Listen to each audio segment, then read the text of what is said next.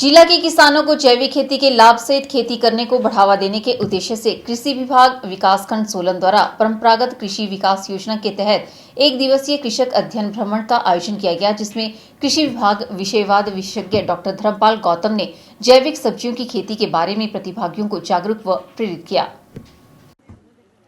सोलन की ग्राम पंचायत डांगरी के बरेडी गांव में स्थापित कृषि विभाग जैविक सब्जियां विकास केंद्र में जैविक तकनीक से तैयार की गई फसलों की जानकारी विभाग के अधिकारियों द्वारा कृषक अध्ययन भ्रमण में कृषकों को दी गई। एक दिवसीय कृषक अध्ययन भ्रमण की अधिक जानकारी देते हुए कृषि विभाग विषयवाद विशेषज्ञ डॉक्टर धर्मपाल गौतम ने बताया कि कृषि विभाग के केंद्र में जैविक तकनीक से मेथी, मूली, मटर, फूलगोभी और पालक आदि के बीज तैयार किए जा रहे हैं। साथ ही टमाटर व शिमला मिर्च की विभिन्न प्रकार की पनीरी भी तैयार की जा रही है, ताकि जिला सोलन के किसान जैविक खेती के लिए प्रोत्साहित हो सके। आज हमारा मेन उद्देश्य यही था कि जो लोगों के मन में एक धारणा है कि हम बीजों का उपचार किए बिना, बीजों में खादों का जैसे नाइट्रोजन के लिए यूरिया, कैन या दूसरे 12-16 जो खाद्य हमारी है, इनको बिना डाले हम अपनी खेतों को पैदावार लेने में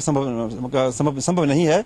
और अगर कोई कीड़ा या बीमारी हमारे फसल में लगती है तो उसके लिए अगर हम जहरों का स्प्रे ना करें तो हमारी खेती नहीं हो सकती है। तो आज हमने यहाँ पूरी प्रैक्टिकल तौर के ऊपर लोगों को सारा ये दिखाया कि अगर हम जैसे जैविक हमारी जो खेती करने के लिए जो 12-16 की जगह या दूसरी यूरिया की जगह या एनपीके की जगह जो हम एक केंचुआ खाद और फार्म यार्ड मैनोर और हम दूसरे ट्राइकोडर्मा वगैरह यूज करें तो उससे भी हम भरपूर खेती-बाड़ी करके और बहुत भरपूर उपज लेते हैं। भ्रमण पे आए किसानों ने बताया कि आज जो जैविक खेती के बारे में ज्ञान प्राप्त हुआ है, वे अपने क्षेत्र में जाकर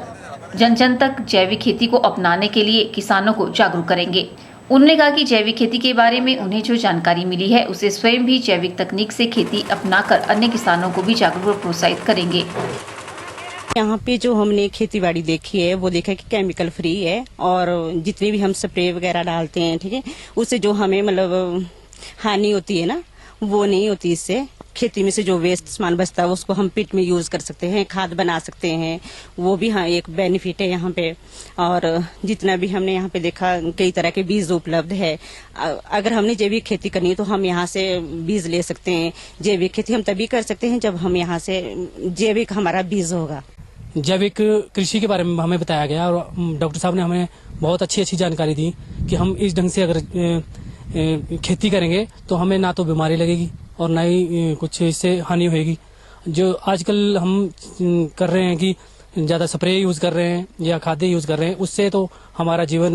बीमारी युक्त होगा और हम इसको आगे भी प्रचार करेंगे और ताकि हमारे पूरी पंचायत जैविक कृषि अपनाएगी। कृषि विभाग की ओर से जो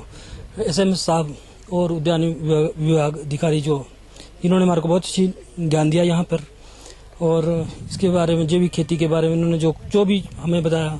हम लोग चाहेंगे कि हम अपने आप भी पूरी पंचायत इसकी ओर जैविक खेती की ओर आएँ, इसमें हम काम करें और अन्य पंचायतों को भी हम कोशिश करेंगे और इसकी ओर अपना रुझान बढ़ाएं। एक दिवसीय कृषक अध्ययन भ्रमण में ग्राम पंचायत शमरोड और अहिंज पंचायत क्लस्टरों के करीब 100 किसानों ने भाग लिया। एक दिवसीय कृषक अध्ययन भ्रमण में जहां ग्रामीणों ने जैविक खेती करने के गुर सीखे, वहीं महिला किसानों ने भी जैविक तकनीक से खेती और केंद्र में तैयार की जा रही विभिन्न प्रकार की सब्जियों के बीजों व पौधों में लगने वाले कई प्रकार के रोगों की रोकथाम के बारे में ज्ञान प्राप्त किया, ताकि अपने अपने खेतों में छोटे स्तर पर जैविक खेती करके जैविक तकनीक को बढ़ावा दे सके। ब्यूरो रिपोर्ट, के चैनल, सोलन।